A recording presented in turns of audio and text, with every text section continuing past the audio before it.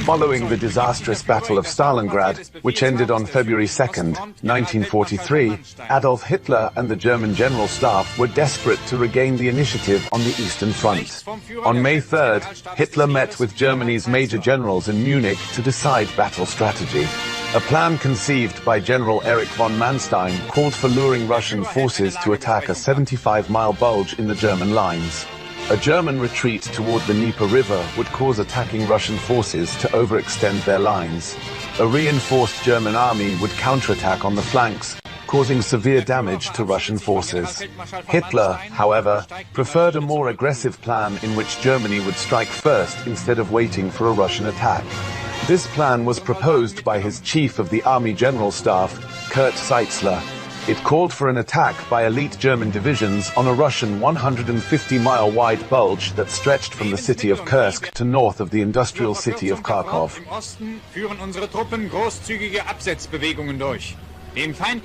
A large and heavily mechanized force would attack Russian forces from three sides, surrounding them as German tanks, reinforced by new Panther and Tiger tanks, would launch blitzkrieg attacks on Russian forces from the north and south. Seitzler's plan, named Operation Citadel, received Hitler's support after 2 days of debate. The attack was planned for May, so that the tank-slowing mud of the Russian Spring 4, which would be dry by May, would not present a problem. Delays in production of Tiger tanks and tank-killing Ferdinand self-propelled guns caused Hitler to delay the start of Operation Citadel until July 4th.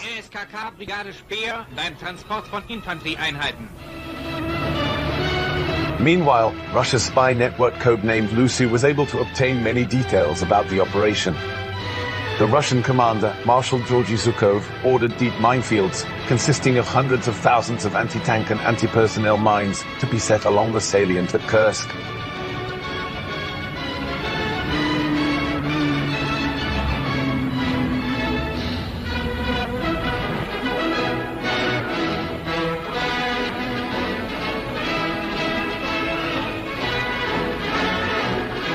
Anti-tank trenches were dug, and thousands of camouflaged anti-tank guns were moved into position. A force of 3,100 planes, 3,600 tanks, and 1.3 million Russian soldiers was in place to blunt the attack by an expected 900,000 German troops outfitted into 50 divisions, 17 of which were armored. German forces were supported by about 2,700 tanks and 1,800 aircraft. German forces attacked in two major groups, north and south, with thin lines in the middle. The battle commenced with preliminary attacks on July 4th, as General Walter Model's 4th Panzer Division attempted to take Soviet outposts in the south. The Luftwaffe bombed Soviet front positions in the north. By evening, both sides attempted to weaken each other by concerted artillery bombardment.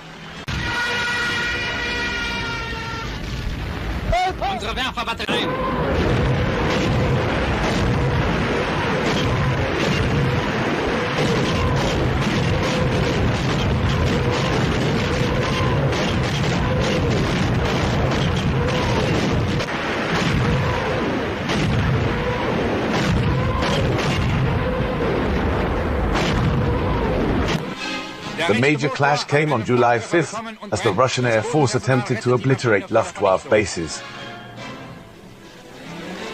What is likely the largest air battle ever fought in a single day followed during the next few hours. The air battle proved to be a draw. Neither side gained air superiority.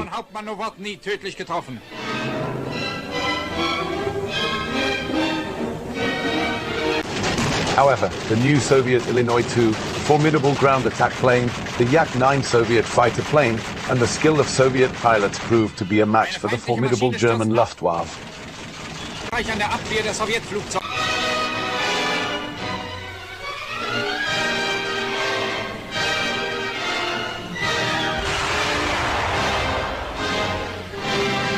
Unsere Jäger wackeln zum Zeichen des Sieges. Following the air battle, Army Group North launched a major frontal attack. In spite of the incredible depth of Russian defenses, Army Group North was able to penetrate nearly 6 miles into Russian defenses during the opening days of the battle. The penetration, though, resulted in the German tanks being open to close-range anti-tank fire from their more lightly armored sides. The commander of Russian Central Forces, General Konstantin Rokossovsky, responded by sending into the breach anti-tank and artillery brigades supported by 350 fighter planes.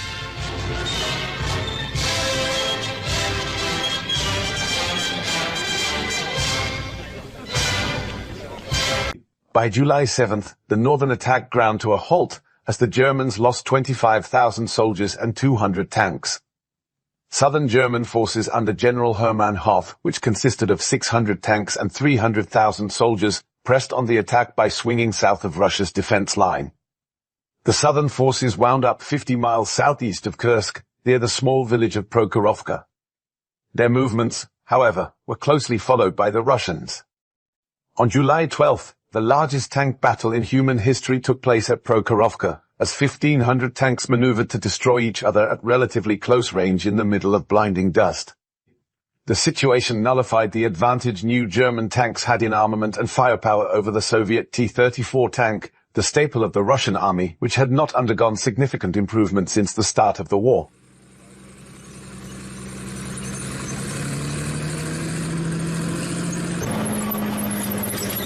Also working against Germany were the continual malfunctions of its new Panther tanks. The Panther's design problems would not be corrected until the winter of 1943. Instead of an organized conflict, the Battle of Kursk was a series of encounters in which necessity dictated tactics.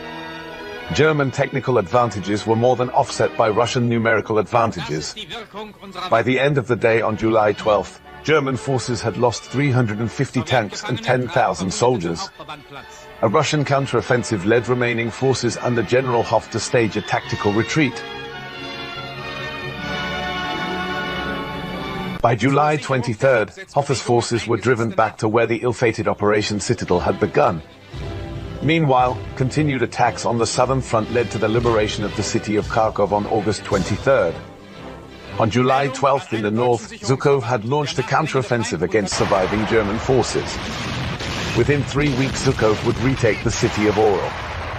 The Battle of Kursk officially ended on July 12th, and so did Germany's capacity to launch major offensives on the Eastern Front. Jedes aus taktischen Gründen von unseren Truppen aufgegebene Gelände kostet den Feind schwerste Verluste.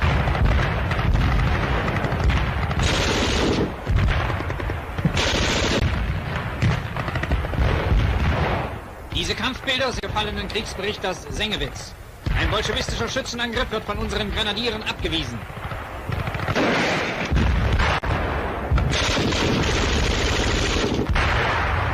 Da hinten die Sowjets.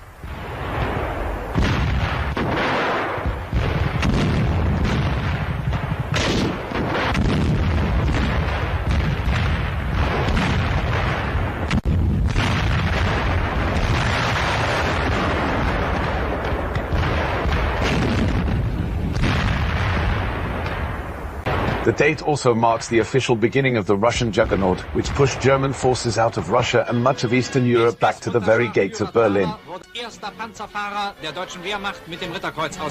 Also on July 12th, Anglo-American forces were in their second day of marching through Sicily, unopposed by the Italian army, preparing to land on the Italian mainland.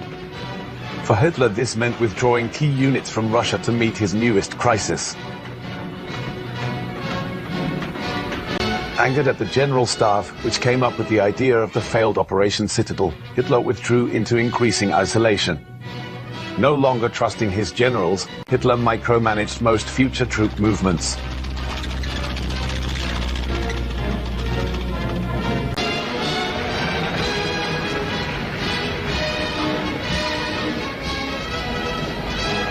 The Allied invasion of Sicily, also known as the Battle of Sicily and Operation Husky, was a major campaign of World War II in which Allied forces invaded the Italian island of Sicily in July 1943.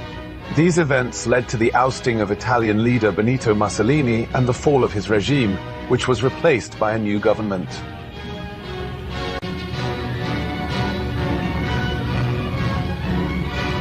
Italy's collapse necessitated German troops replacing Italian forces in the country and resulting in 1/5 of the entire German army being diverted from the Kursk of the Eastern Front. A proportion that would remain until near the end of the war. In mid-August, The Germans had activated Army Group B with responsibility for German troops in Italy as far south as Pisa.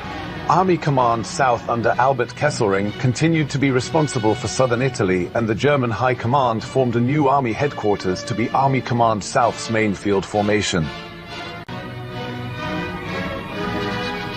The new German 10th Army headquarters, commanded by Heinrich von Wietinghoff, was activated on the 22nd of August. The German 10th Army had 2 subordinate corps with a total of 6 divisions transferred from the Eastern Front to Italy were positioned to cover possible landing sites.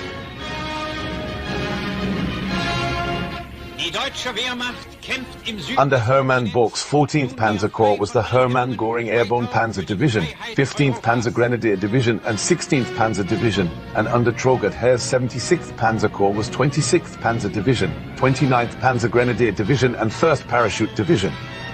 Von Wietinghoff specifically positioned the 16th Panzer Division in the hills above the Salerno plain.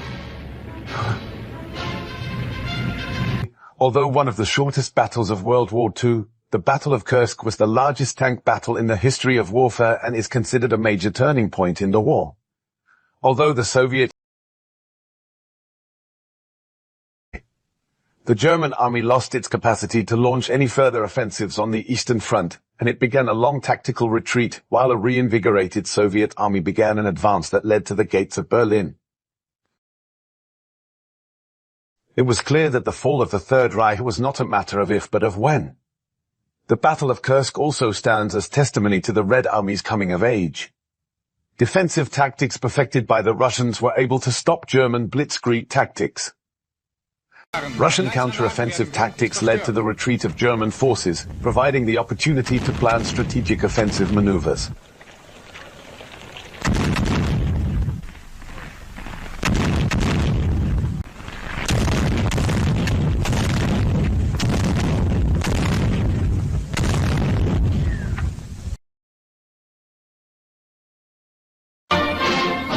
As the Battle of Stalingrad slowly ground to its conclusion, the Red Army moved to a general offensive in the south, in Operation Little Saturn. By January 1943, a 160 to 300 kilometer wide gap had opened between German Army Group B and Army Group Don. And the advancing Soviet armies threatened to cut off all German forces south of the Don River, including Army Group A operating in the Caucasus.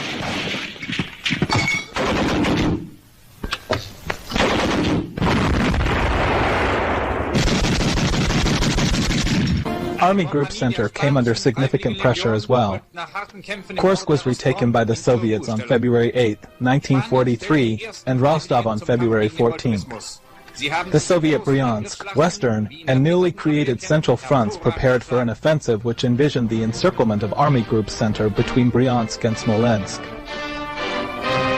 By February 1943, the southern sector of the German front was in strategic crisis.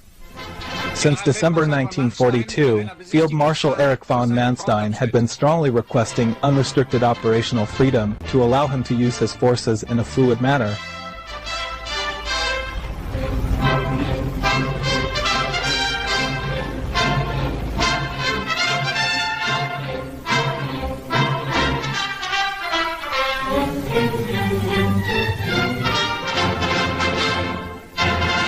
On February 6, 1943, Manstein met with Hitler at his headquarters in Gorlitz, now Girlas, Poland, to discuss the proposals he had previously sent.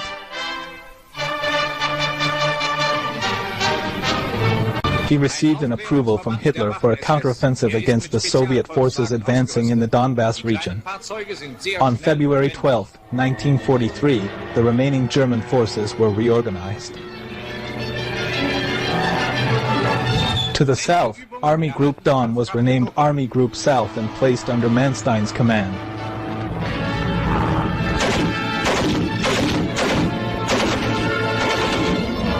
Directly to the north, Army Group B was dissolved, with its forces and areas of responsibility divided between Army Group South and Army Group Center. Manstein inherited responsibility for the massive breach in the German lines.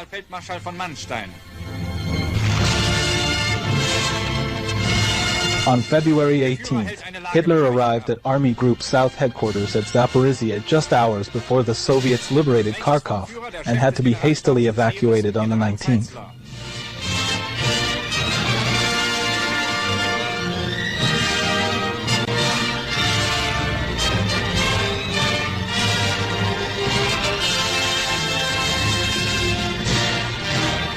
Once given freedom of action, Manstein intended to utilize his forces to make a series of counterstrokes into the flanks of the Soviet armored formations.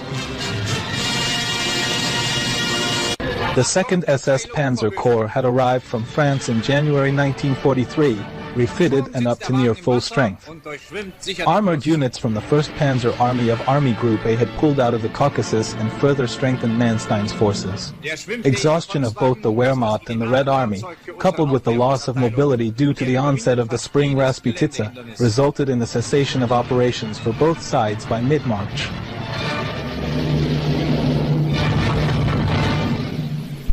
The counteroffensive left a Soviet salient extending 250 kilometers from north to south and 160 kilometers from east to west into the German area of control, centered on the city of Kursk. The heavy losses sustained by Germany since the opening of Operation Barbarossa had resulted in a shortage in infantry and artillery. Units were in total 470,000 men under strength. For the Wehrmacht to undertake an offensive in 1943, the burden of the offensive, in both attacking the Soviet defenses and holding ground on the flanks of the advance, would have to be carried primarily by the panzer divisions.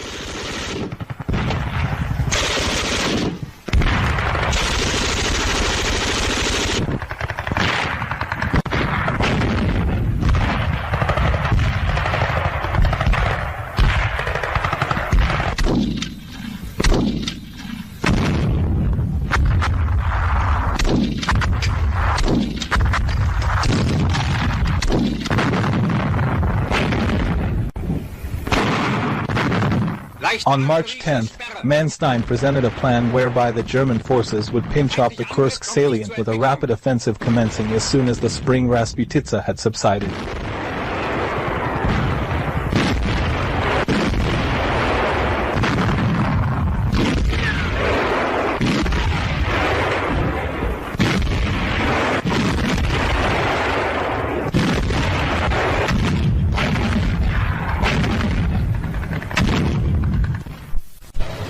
On March 13th, Hitler signed Operational Order No. 5, which authorized several offensives, including one against the Kursk salient.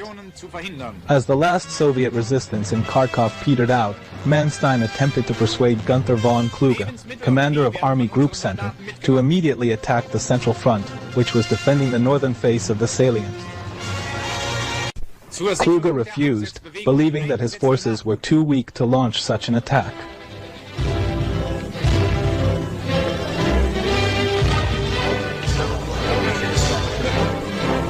Further Axis advances were blocked by Soviet forces that had been shifted down from the Central Front to the area north of Belgorod. By mid-April, amid poor weather and with the German forces exhausted and in need of refitting, the offensives of Operational Order No. 5 were postponed.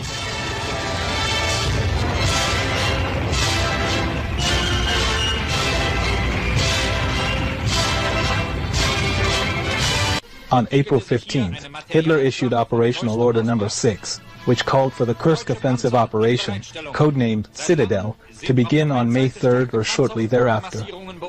The directive was drafted by Kurt Zeitzler, the OKH Chief of Staff.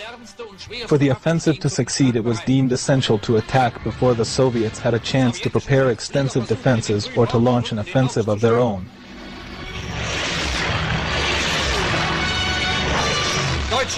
Operation Citadel called for a double envelopment, directed at Kursk, to surround the Soviet defenders of 5 armies and seal off the salient.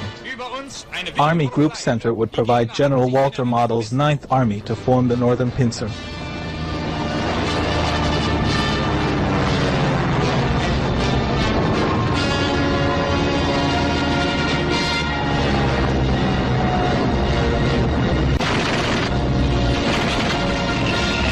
It would cut through the northern face of the salient.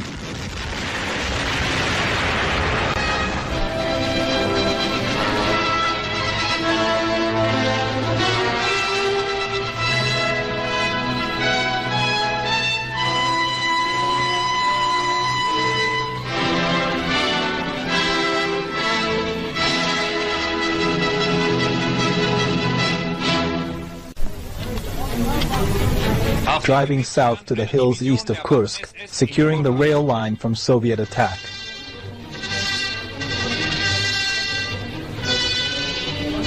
Army Group South would commit the 4th Panzer Army, under Hermann Hoth, and Army Detachment Kempf, under Werner Kempf, to pierce the southern face of the salient.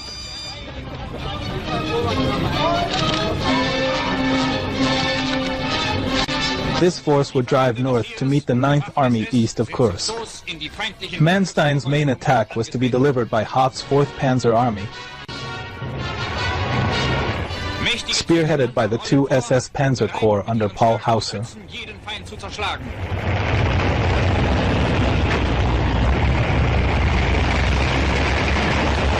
The 48th Panzer Corps, commanded by Otto von Nobelsdorf, would advance on the left while Army Detachment Kempf would advance on the right.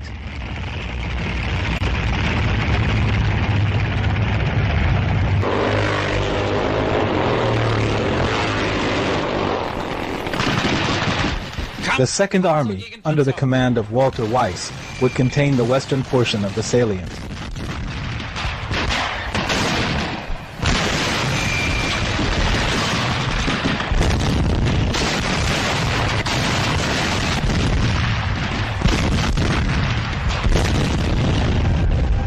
The Red Army constructing very strong positions at the shoulders of the salient and having withdrawn their mobile forces from the area west of Kursk. Anti-tank trenches were dug and thousands of camouflaged anti-tank guns were moved into position. A force of 3,100 planes, 3,600 tanks and 1.3 million Russian soldiers was in place to blunt the attack by an expected 900,000 German troops outfitted into 50 divisions, 17 of which were armored.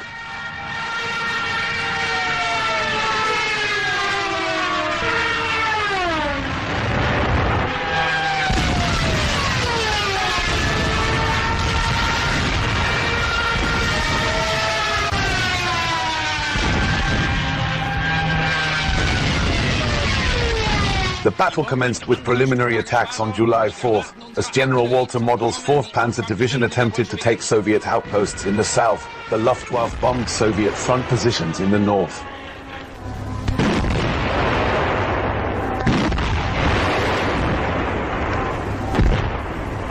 By evening, both sides attempted to weaken each other by concerted artillery bombardment.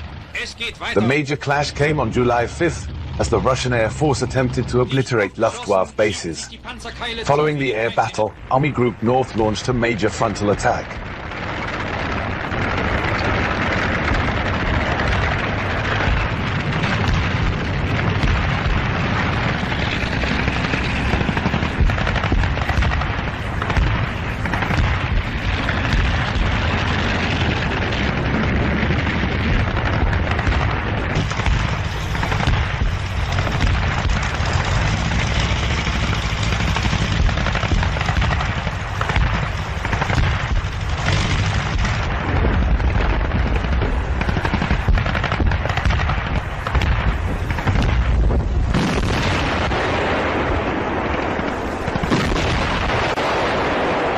In spite of the incredible depth of Russian defenses, Army Group North was able to penetrate nearly 6 miles into Russian defenses during the opening days of the battle.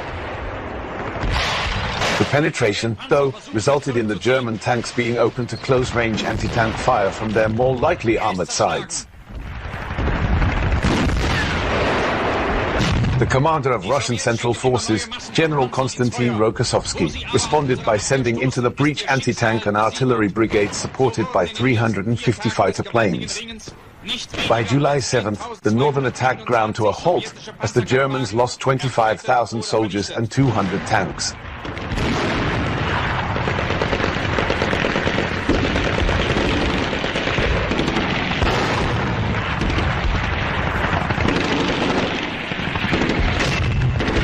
Southern German forces under General Hermann Hoth, which consisted of 600 tanks and 300,000 soldiers, pressed on the attack by swinging south of Russia's defense line.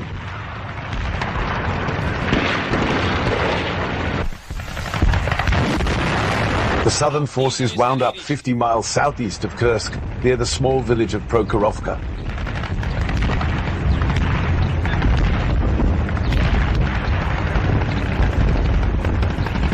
Their movements, however, were closely followed by the Russians.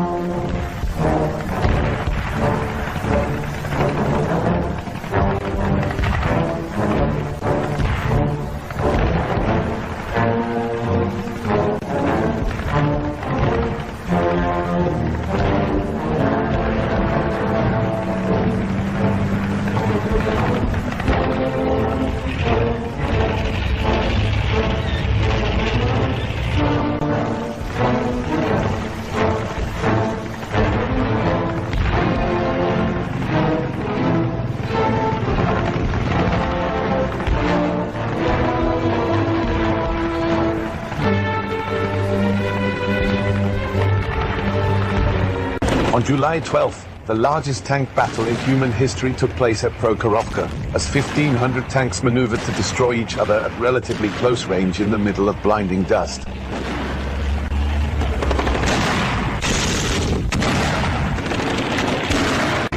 The situation nullified the advantage new German tanks had in armament and firepower over the Soviet T-34 tank, the staple of the Russian army, which had not undergone significant improvement since the start of the war.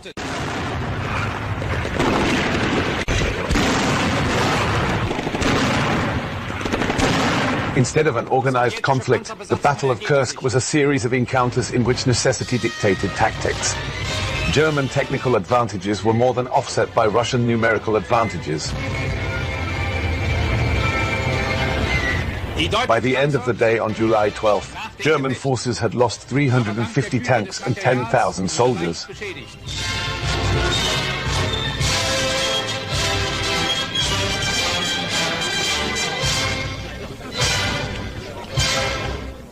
German historian Karl-Heinz Frieser reviewed the German archive record, calculated that during Citadel 54,182 casualties were suffered. Of these, 9,036 were killed, 1,960 were reported missing, and 43,159 were wounded. 252 to 323 tanks and assault guns were destroyed.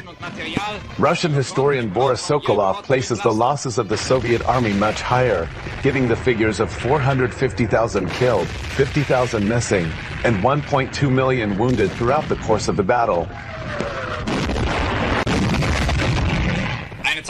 Soviet equipment losses during the German offensive came to 1,614 tanks and self-propelled guns destroyed or damaged of the 3,925 vehicles committed to the battle.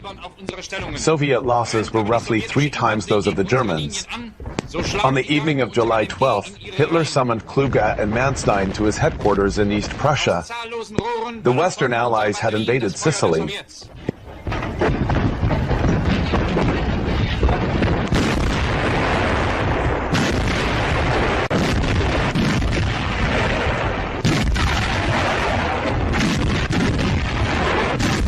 The threat of further Allied landings in Italy or along southern France made Hitler believe it was essential to stop the offensive and move forces from Kursk to Italy. Kluge welcomed the news, as he was aware that the Soviets were initiating a massive counteroffensive against his sector, but Manstein was less welcoming. Manstein's forces had just spent a week fighting through a maze of defensive works, and he believed they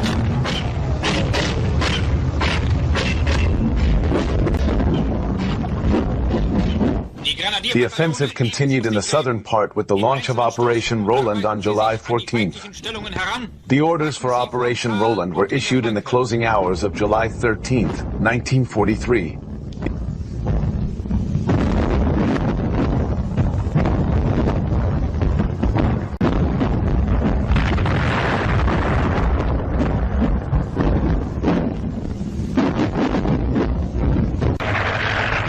However, after Hitler's meeting with Manstein, Hitler countermanded the 1st SS Panzer Division Leibstandard SS Adolf Hitler deployment to the Kursk salient, sending it on July 14th to Italy.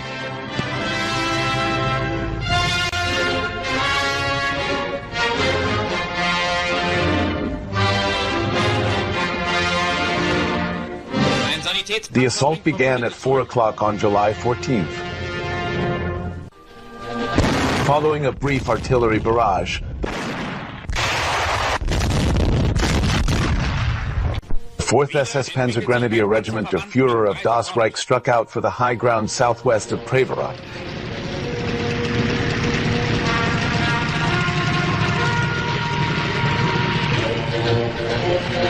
Evicting the remnants of the 2nd Guards Tank Corps from the village of Belenikino following violent house-to-house and hand-to-hand fighting.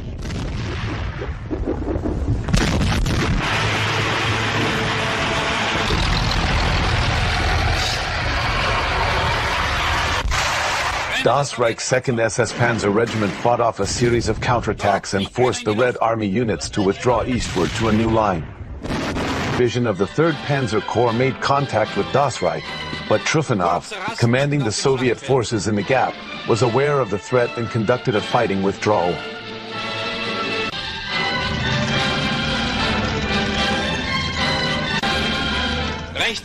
The link-up failed to trap the Soviet forces,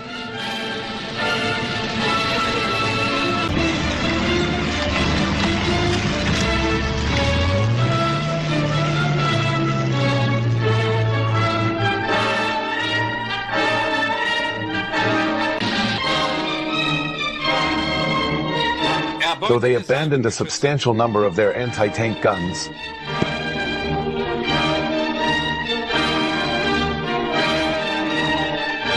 Operation Roland failed to produce a decisive result for the German side, and Totenkopf began withdrawing from its positions north of the Selle, following orders issued late on July 15th, as the 2nd SS Panzer Corps assumed a defensive stance along its entire front.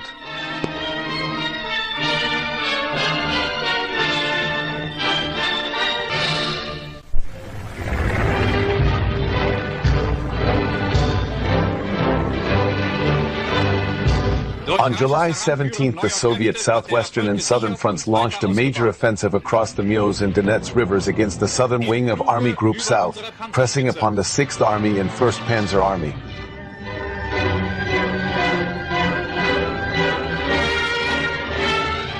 In the early afternoon of July 17th, Operation Roland was terminated with an order for the 2nd SS Panzer Corps to begin withdrawing from the Prokhorovka sector back to Belgorod.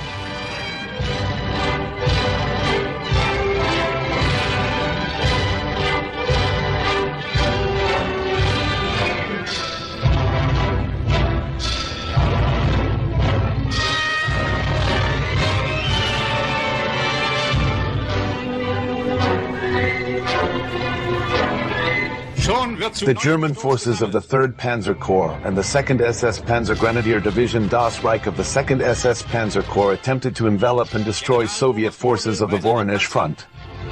German commanders decided to first link up the 3rd Panzer Corps, which had been lagging behind due to heavy Soviet resistance.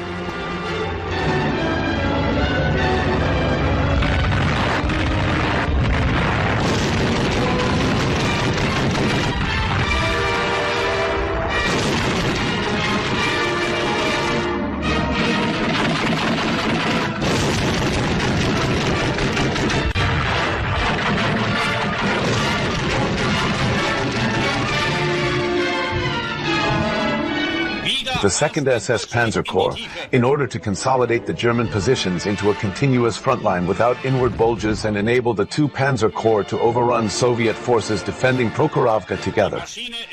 The linking up of the 2 German pincers was planned to effectuate the envelopment of the Soviet 69th Army and other supporting units. By the end of July 15th, the 2 German pincers had linked up, but they failed to trap the majority of the Soviet forces.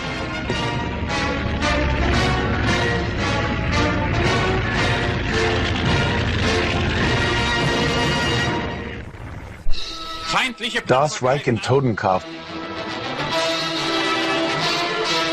were dispatched south to meet the new Soviet offensives.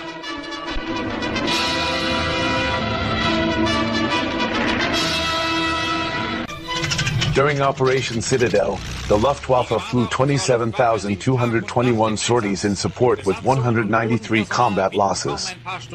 Soviet units from 5 to July 8 conducted 11,235 sorties with combat losses of 556 aircraft.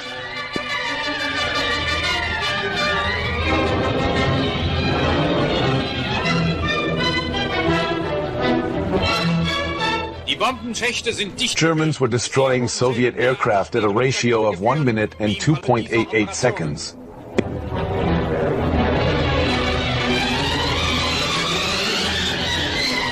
Despite German unit performance, the Wehrmacht was now lacking strategic reserves.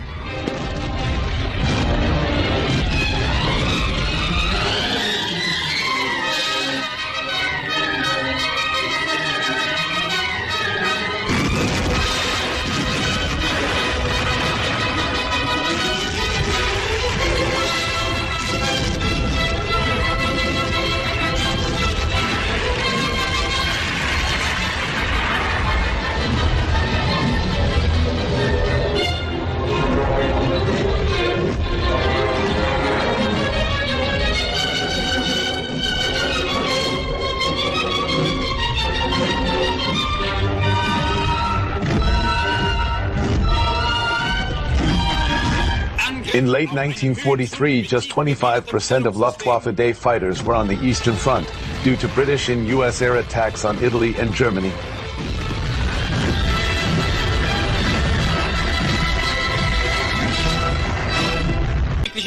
The Red Army soon went on to the offensive. In his post-war memoirs, Lost Victories, Manstein was highly critical of Hitler's decision to call off the operation at the height of the tactical battle.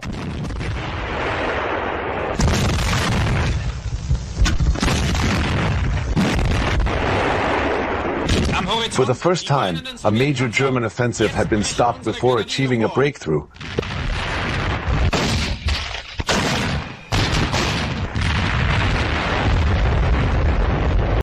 The maximum depth of the German advance was 8 to 12 kilometers in the north and 35 kilometers in the south.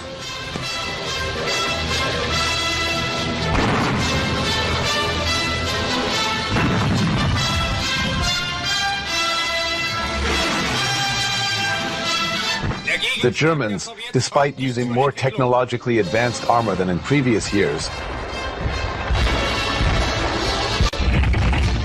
were unable to break through the deep Soviet defenses and were caught off guard by the significant operational reserves of the Red Army.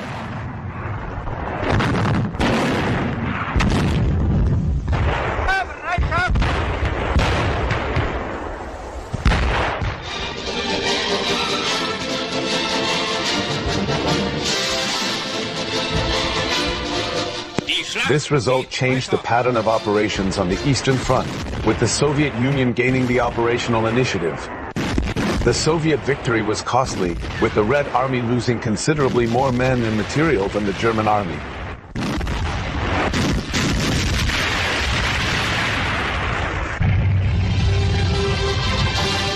The Soviet Union's larger industrial potential and pool of manpower allowed them to absorb and replace its losses. The initiative firmly passed to the Red Army. For the remainder of the war, the Germans were limited to reacting to Soviet advances, and were never able to regain the initiative or launch a major offensive on the Eastern. Throughout the 10th and the 11th of July, the 2nd SS Panzer Corps continued its attack toward Prokhorovka, reaching within 3 kilometers of the settlement by the night of July 11th.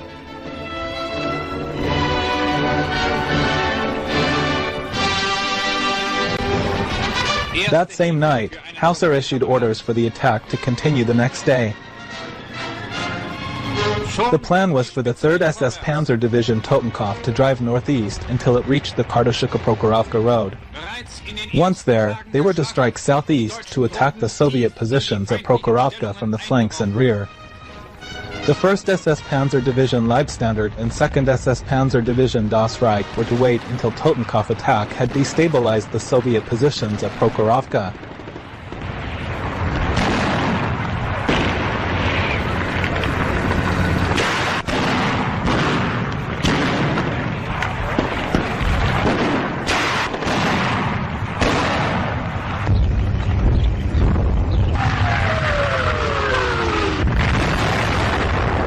And once underway, the 1st SS Leibstandard was to attack the main Soviet defenses dug in on the slopes southwest of Prokhorovka.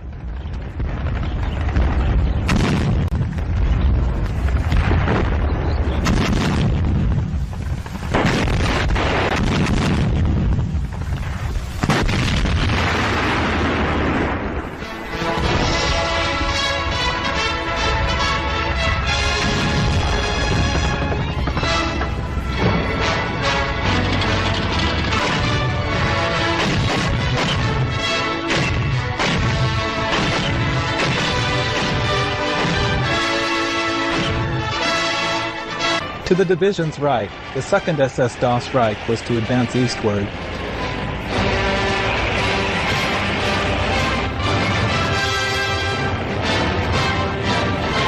Then turn southward away from Prokhorovka to roll up the Soviet lines opposing the 3rd Panzer Corps' advance and force a gap.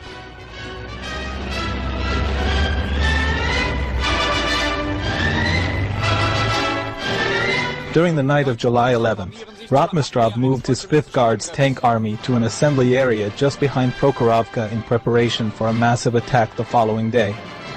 At 5:45, Leibstandard headquarters started receiving reports of the sound of tank engines as the Soviets moved into their assembly areas. Soviet artillery and Katyusha regiments were redeployed in preparation for the counterattack. At around 8 o'clock, a Soviet artillery barrage began. At 8:30, Rotmistrov radioed his tankers. Steel, steel, steel, the order to commence the attack. Down off the west slopes, before Prokhorovka.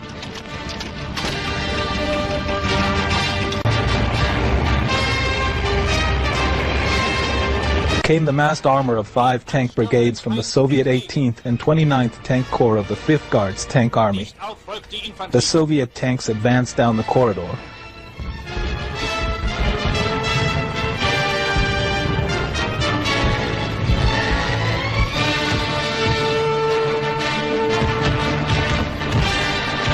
Carrying mounted infantrymen of the 9th Guards Airborne Division on the tanks.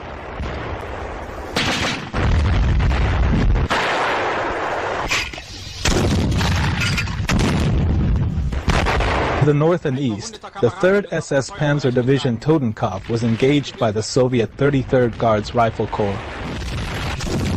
Tasked with flanking the Soviet defenses around Prokhorovka,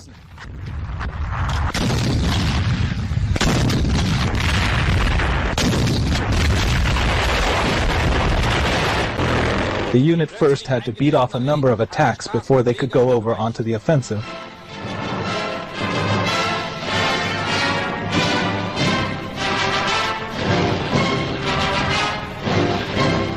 Most of the division's tank losses occurred late in the afternoon as they advanced through minefields against well-hidden Soviet anti-tank guns.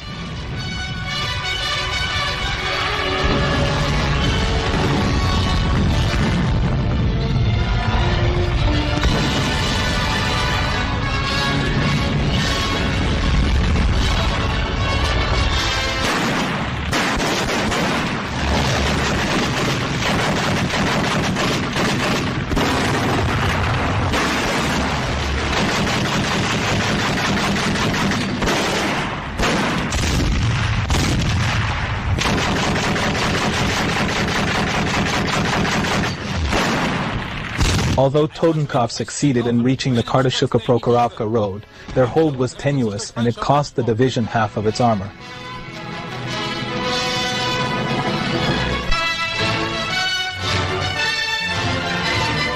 The majority of German tank losses suffered at Prokhorovka occurred here. To the south, the Soviet 18th and 29th Tank Corps had been thrown back by Leibstandard Division. Das Reich also repelled attacks from the 2nd Tank Corps and the 2nd Guards Tank Corps. Luftwaffe local air superiority over the battlefield also contributed to the Soviet losses.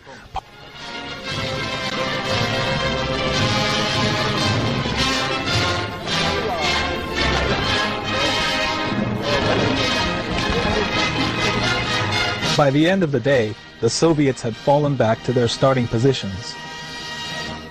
Neither the 5th Guards Tank Army nor the 2nd SS Panzer Corps accomplished their objectives. Although the Soviet counterattack failed with heavy losses, throwing them back onto the defensive, they did enough to stop a German breakthrough.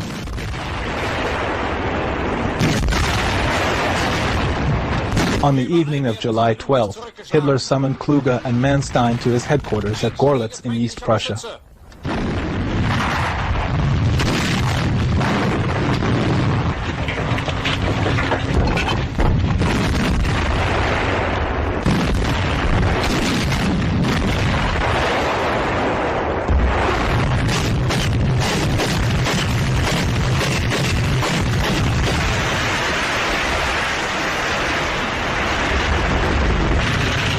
The Western Allies had invaded Sicily.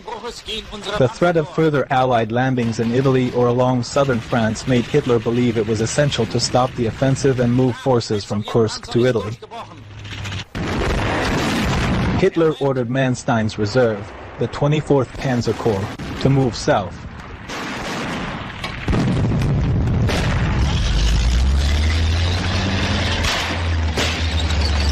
After 3 days, on July 17th, the 2nd SS Panzer Corps was ordered to end its offensive operations and begin to withdraw.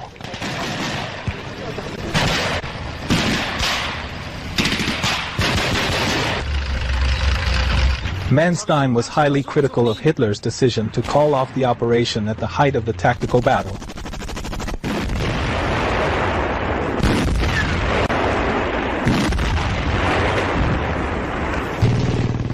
The thinly stretched German 9th Army stood in the way of the Soviet Bryansk front. During the defensive preparations in the months leading up to Citadel, the Soviets also planned and prepared counteroffensive operations that would be launched after the German offensive had halted. The German commanders had been wary of such an attack and forces were quickly withdrawn from the Kursk offensive to meet the Soviet offensive. Operation Kutuzov reduced the Oral salient and inflicted substantial losses on the German military, paving the way for the liberation of Smolensk. Soviet losses were heavy, but were replaced. The offensive allowed the Soviets to seize the strategic initiative, which they retained for the remainder of the war. After the heavy losses sustained by the Voronezh front during Citadel, the Soviets needed time to regroup and refit.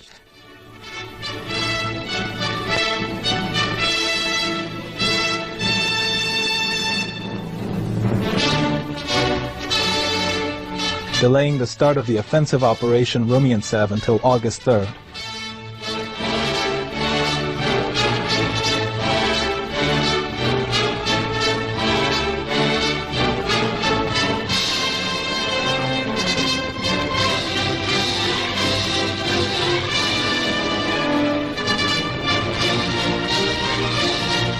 Diversionary attacks, launched 2 weeks earlier across the Donets and Meuse rivers into the Donbass, drew the attention of German reserves and thinned the defending forces that would face the main blow.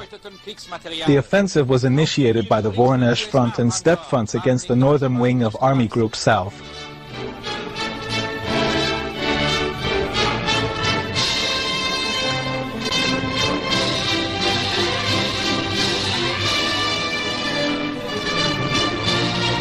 They drove through the German positions, making broad and deep penetrations.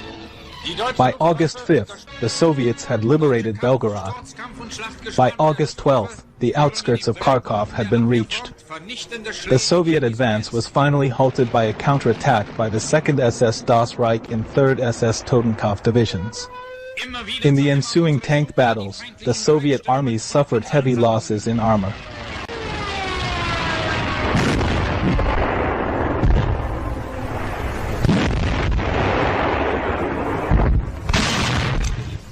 After this setback, the Soviets focused on Kharkov.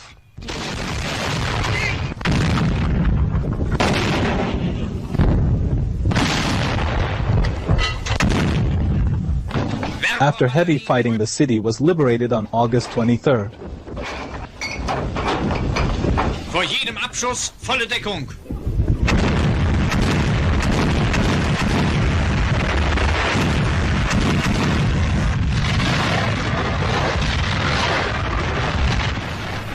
This battle is referred to by the Germans as the Fourth Battle of Kharkov, while the Soviets refer to it as the Belgorod-Kharkov Offensive Operation. The campaign was a strategic Soviet success. For the first time, a major German offensive had been stopped before achieving a breakthrough. The Germans, despite using more technologically advanced armor than in previous years, were unable to break through the deep Soviet defenses and were caught off guard by the significant operational reserves of the Red Army.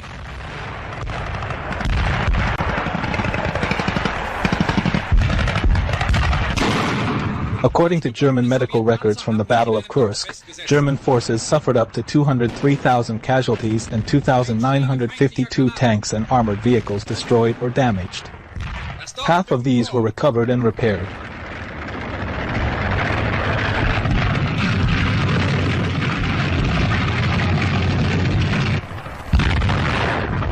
The Soviets lost 863,303 men, 7,000 tanks and armored vehicles,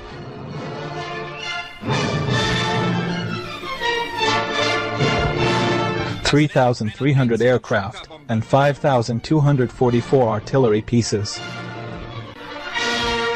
The Soviet victory was costly, with the Red Army losing considerably more men and material than the German army. The Soviet Union was able to compensate for these losses with its abundant human resources and industrial production capacity thanks to the massive material support from the Western Allies. Germany never recovered. Further, the Western Allied landings in Italy opened a new front, further diverting German resources and attention. The initiative firmly passed to the Red Army. For the remainder of the war, the Germans were limited to reacting to Soviet advances.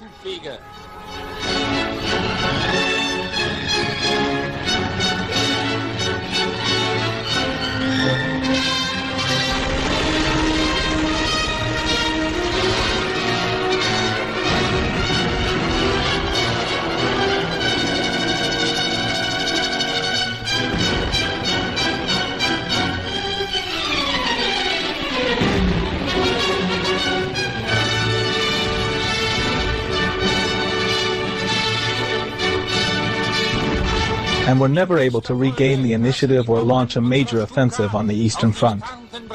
The Battle of Kursk is cited by some as being the true turning point of the European theater of World War II, although this view has frequently been criticized.